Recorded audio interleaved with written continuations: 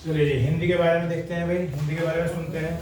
तो क्विज है, तो मैं कोई कंसेप्ट तो क्लियर नहीं कर रहा आपको। आज क्वेश्चन पूछूंगा, उसे फिर एक्सप्लेन भी करूंगा और आप बताएंगे तो बहुत अच्छा लगेगा। पूरी हिंदी से बता रहा हूँ मैं, चाहे मैंने पढ़ाया हो या ना मैंने पढ़ाया हो, ठीक है, पढ़ाऊंगा फ्यूचर में। पहला क्वेश्चन है,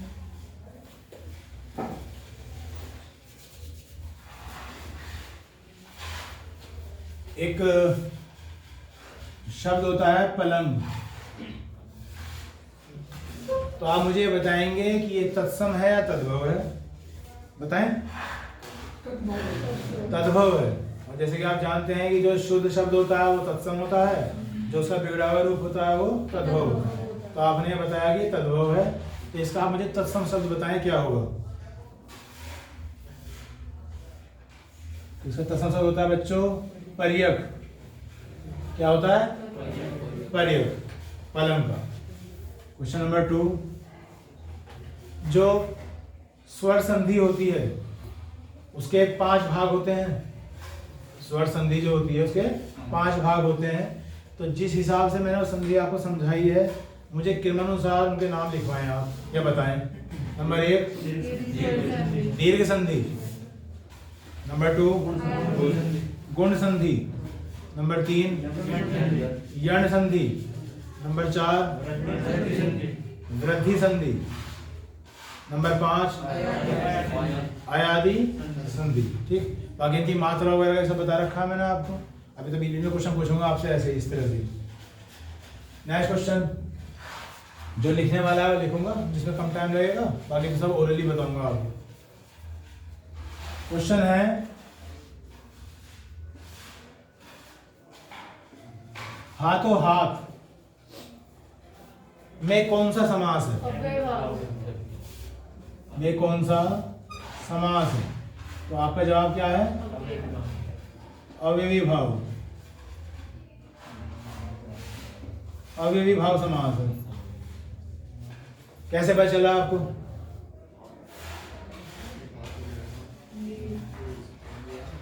कुछ बताओ, 1-2 लाइन कुछ बोलना चाहोगे?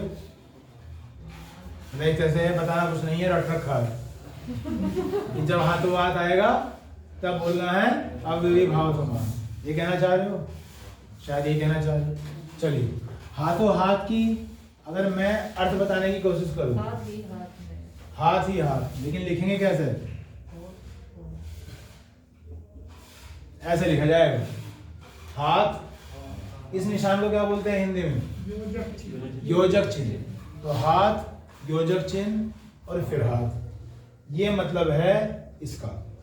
हाथ 2 बार को बोलेंगे हाथों हाथ। अब अगर मैं ये लिख के ना देता, ये लिख के देता आपको, और फिर मैं पूछता कि इसमें समास कौन सा है, तो भी आपका जवाब अव्ययी भाव समास ही होगा या कुछ और होगा? फिर भी अव्ययी भाव समास होगा। लेकिन हमें किताबों में पढ़ाया जाता है कि अगर 2 शब्दों के बीच में योजक चिन्ह आए तो कुछ और होता है। कौन सा समास? द्वंद्व समास।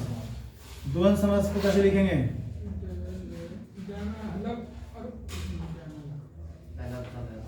ये अब लेटेस्ट द्वंद्व है, जो किताबों में लिखा था वो पुराना हो चुका है, बोलेंगे द्वंद्व समास। तो ये बताया जाता है कि भाई 2 शब्दों के बीच में जब योजक चिन्ह आ जाए तो वहाँ क्या होता है? द्वंद्व समास होता है।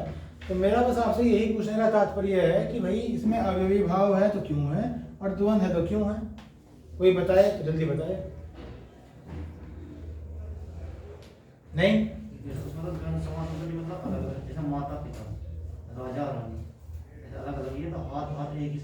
बिल्कुल सही जवाब। क्योंकि जो द्वंद्व समास है उसमें ये तो कहा जाता है कि बीच में योजक चिन्ह आएगा, लेकिन परिभाषा के अनुसार क्या होता है? परिभाषा अनुसार होता है कि इस समास में जो प्रथम पद होता है, जो उत्तर पद होता है, उन दोनों का अपना ही महत्व होता है। वो दोनों ही प्रधान होते हैं। जैसे माता पिता, माता पिता के बिना अधूरे हैं और पिता माता के बिना अधूरे हैं, लेकिन यहाँ तो शब्द ही एक है, जैसे उन्होंने बताया। तो इसमें द्वंद्व समास नहीं हो सकता। और जो बच्चे से इस तरह से जाते हैं कि भाई जहाँ योजक चिन्ह मिल गया वहाँ कहाँ लगाना? द्वंद्व समास पे, तो उनका तो गलत होना निश्चित है। तो द्वंद्व समास नहीं है, इसमें क्या है? अव्ययी भाव समास है।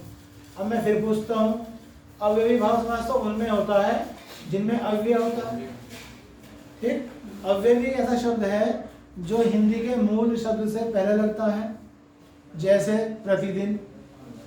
तो इसमें जो दिन है वो संज्ञा है और प्रति क्या है, अव्यय। ठीक है, कई बार मैं बोल बोल के बता चुका हूँ आपको कि उपसर्ग और अव्यय दोनों ही शुरू में लगाए जाते हैं, लेकिन उपसर्ग का अपना कोई अर्थ नहीं होता, जबकि अव्यय का अपना अर्थ होता है। इसलिए प्रति को मुझे अव्यय ही कहना चाहिए, उपसर्ग तो नहीं कहना चाहिए। तो इसमें क्या होता है, दोनों शब्द एक ही है, तो एक तो बन जाता है मूल शब्द यानी कि संज्ञा, और पहला बन जाता है अव्यय। इसलिए इसे क्या कहते हैं, अव्ययी भाव समास कहा जाता है। बात समझ में आई? क्वेश्चन नंबर 3,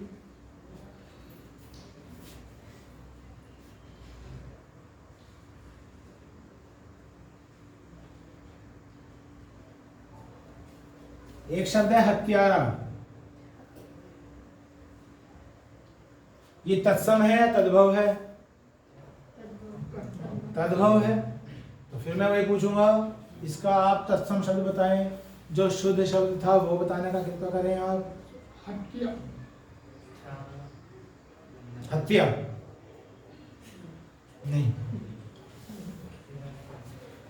ये है हत्याकार। जो शुद्ध शब्द था वो क्या था, हत्याकार, जो बन गया हत्या। ये तत्सम हुआ और ये तद्भव। क्वेश्चन नंबर 4, जब हम हिंदी वर्णमाला की बात करते हैं बच्चों, तो उनमें कोई ऐसे 2 वर्ण होते हैं जिन्हें अयोगवाह कहा जाता है। तो पहला क्वेश्चन मेरा ये है, 2 वर्ण हैं या 2 से ज्यादा हैं? पहले ये बताओ। 2 ही हैं। कौन कौन से वर्ण हैं? एक तो बताया आपने अनुस्वार, और एक बताया आपने विसर्ग। इसे अनुस्वार कहते हैं और इसे विसर्ग कहते हैं, और इन दोनों को अयोगवाह कहा जाता है। तो आप मुझे बताएंगे क्यों कहा जाता है अयोगवाह? क्या मतलब है शब्द का अयोगवाह का? अपना कोई अर्थ वहन नहीं करते। बिल्कुल, लेकिन ये सिर्फ इसकी बात है, वाह की। अभी अयोग जो आपको डिफाइन करना है, जिसे आपको परिभाषित करना है, तो फिर आप सुने। ये 2 वर्ण ऐसे होते हैं, जब हम हिंदी की वर्णमाला लिखते हैं तो इन्हें स्वर माना जाता है, लेकिन जब हम संस्कृत की वर्णमाला लिखते हैं तो इन्हें व्यंजन माना जाता है। तो इनकी जाति अलग अलग हो गई, कहीं तो ये स्वर है और कहीं ये व्यंजन है। और 2 संख्याओं का या 2 शब्दों का योग तब हो सकता है जब उनकी जाति एक हो। जैसे मैथमेटिक्स में होता है, x में x ही जुड़ता है, x plus X is equal to 2x, x plus Y is equal to तो कुछ नहीं होने का, क्योंकि उनकी जाति समान नहीं। तो क्योंकि उनकी जाति अलग अलग है, इसलिए उनका योग संभव नहीं है। तो ये मीनिंग आई अयोग। ठीक, उसके बावजूद भी इनका अपना अर्थ होता है, मतलब जुड़े नहीं है, योग नहीं हुआ है, लेकिन फिर भी अपना अर्थ वहन करते हैं, जो ये लाइन बता रहे थे। तो वहां से क्या आया है, वाह। इसलिए इन शब्दों को कहा जाता है अयोग वाह। ठीक, मामला सही चल रहा है। नेक्स्ट नंबर 5,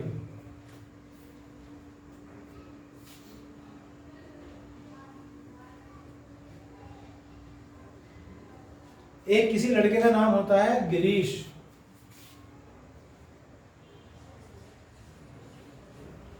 गिरीश, इसका अर्थ क्या है? ये कह सकते हैं इसका पर्यायवाची शब्द क्या है? पर्वत। पर्वत आप कह सकते हो और सही भी हो, लेकिन पूरी तरह से सही नहीं है। नहीं, मैं मतलब इसका आंसर बस ये है, इसका आंसर है हिमालय। इसका आंसर क्या है? हिमालय। और आप मेरी बात समझ गए होंगे कि मैं मना क्यों कर रहा था पर्वत को। तो पर्वत तो बहुत सारे हैं, हिमालय एक पर्वत है। तो ये इसकी जो एग्जैक्ट मीनिंग है, जो शुद्ध अर्थ है, वो क्या है? हिमालय। वो एक अलग बात है कि ऑप्शन में हिमालय नहीं हुआ तो फिर पर्वत पर भी निशान लग जाएगा, वो एक अलग बात है। गिरीश। नंबर 6,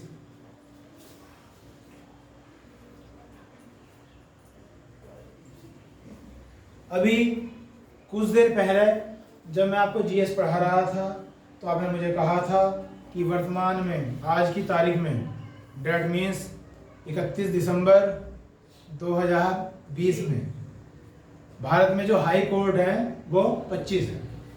और मैंने पूछा भाई 25वां कौन सा, तो आपने मुझे कहा कि अमरावती में है, जो आंध्र प्रदेश में है। तो मुझे पूछना है कि अमरावती का अर्थ क्या होता है।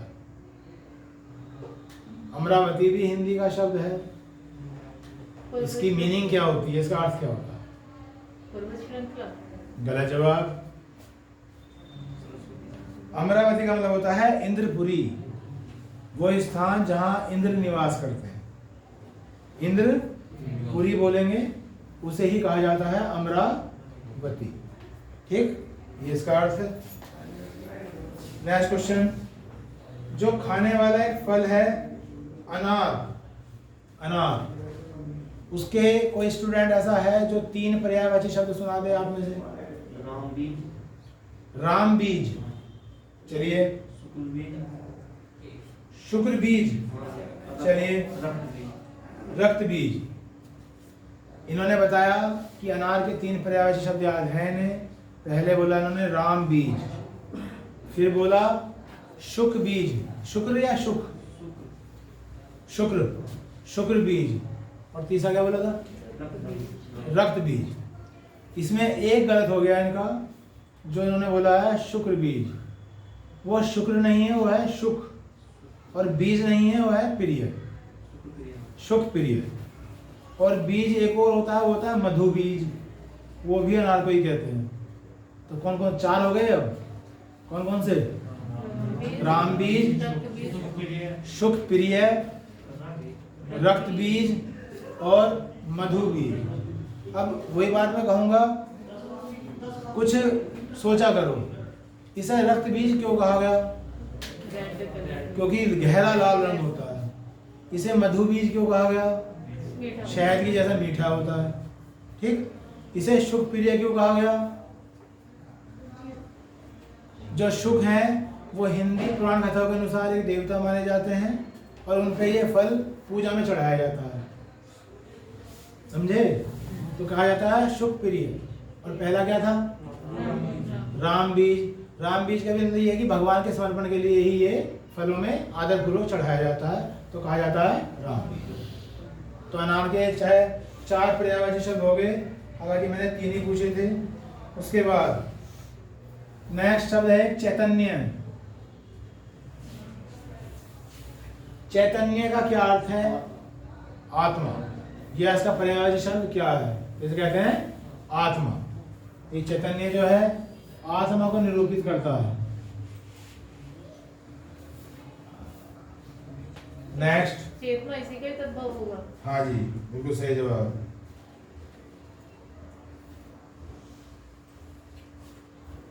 हिंदी में एक चीज पढ़ोगे आप, या पढ़ रखी होगी, वाच्य। क्या पढ़ोगे? वाच्य। वाच्य क्या होता है? वाक्य का